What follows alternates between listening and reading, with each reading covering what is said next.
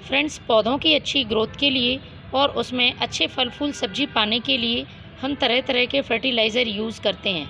लेकिन ये फर्टिलाइज़र यदि जैविक और होममेड फर्टिलाइज़र होते हैं तो प्लांट में लंबे समय तक असर दिखाते हैं, साथ ही इनके साइड इफ़ेक्ट प्लांट को नहीं होते हैं।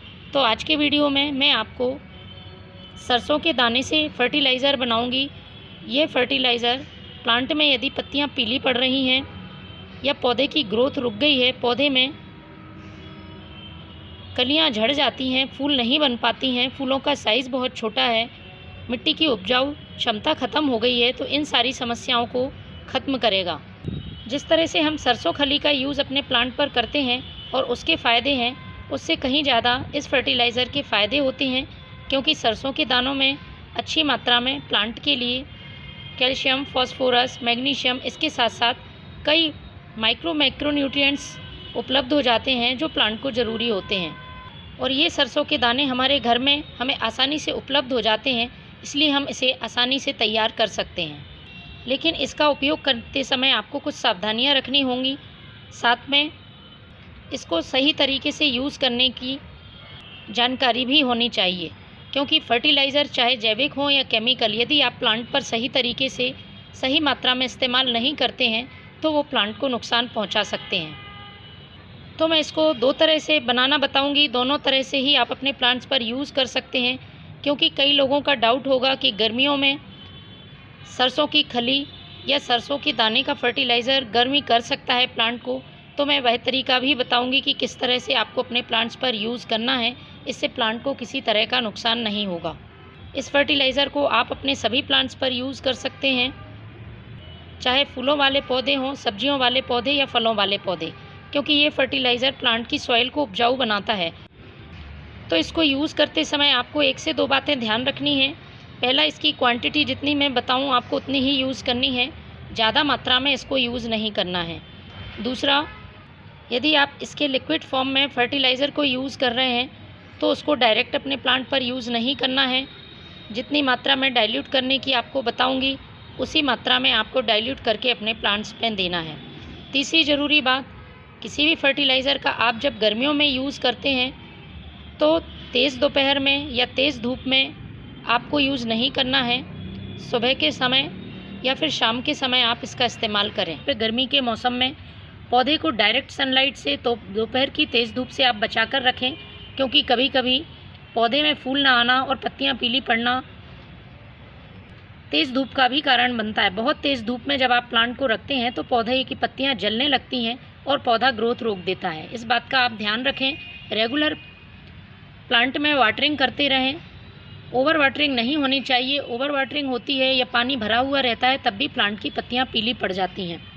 पौधे को इंसेक्ट अटैक से बचाने के लिए नीम ऑयल का आप हर 15 दिन में स्प्रे करते रहें। मिट्टी में भी आप नीम खली पाउडर का यूज़ कर सकते हैं। तो चलिए शुरू करते हैं। सबसे पहले इन सरसों के दाने को हमें अच्छी तरह से पीस लेना है। तो पहले मैं इसे पीसूँगी, आसानी से इसका पाउडर बन जाता है। तो फ्रेंड्स, दाने पीसने के बाद कुछ इस तरह से ये पाउडर मिलेगा। इसका ही हमें अपने प्लांट्स के लिए यूज़ करना है। तो फ्रेंड्स, पहला तरीका है, आप इसे डायरेक्ट सॉइल में कैसे मिलाएंगे जिससे कि ये प्लांट को किसी तरह का नुकसान नहीं करे, जबकि आप गर्मी में इस फर्टिलाइज़र का यूज़ कर रहे हैं। तो मैं ले रही हूँ 1 मुट्ठी ये बर्मी कंपोस्ट। बर्मी कंपोस्ट प्लांट के लिए बहुत ही उपयोगी फर्टिलाइज़र है और किसी तरह का प्लांट को साइड इफ़ेक्ट नहीं करता है। इस 1 मुट्ठी बर्मी कंपोस्ट में मैंने लिया है 1 चम्मच ये सरसों के दाने का पाउडर, और इसको हमें अच्छी तरह से मिक्स कर लेना है।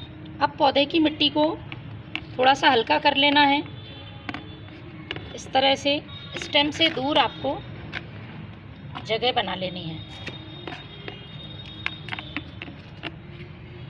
और इस फर्टिलाइज़र का हम यूज़ करेंगे। पॉट की साइज़ के हिसाब से आप 1 मुट्ठी 2 मुट्ठी फर्टिलाइज़र डाल सकते हैं।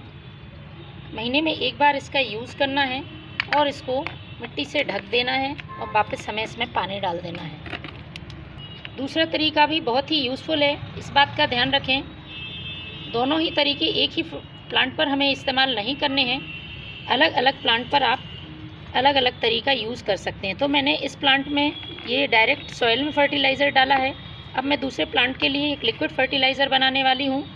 ये लिक्विड फर्टिलाइज़र मैं सब्जी पर डालूँगी। ये सब्जी का प्लांट है, लौकी का पौधा लगा हुआ है और इस फर्टिलाइज़र से इसमें बहुत तेज़ी से ग्रोथ होगी और बहुत जल्दी इसमें फ्रूटिंग स्टार्ट हो जाएगी।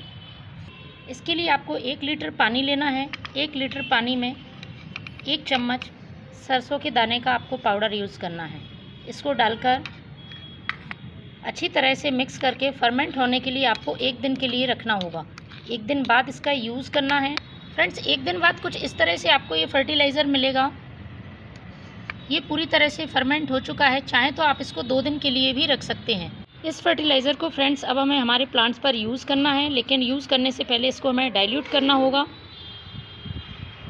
तो जितना भाग आप ये फर्टिलाइज़र ले रहे हैं उसका 4 भाग आप सादा पानी मिलाएं। तो इस तरह से डाइल्यूट करके जब भी आप अपने प्लांट्स पर इस फर्टिलाइज़र का यूज़ करेंगे, पौधे को कभी नुकसान नहीं होगा और पौधे में बहुत तेज़ी से ग्रोथ होगी।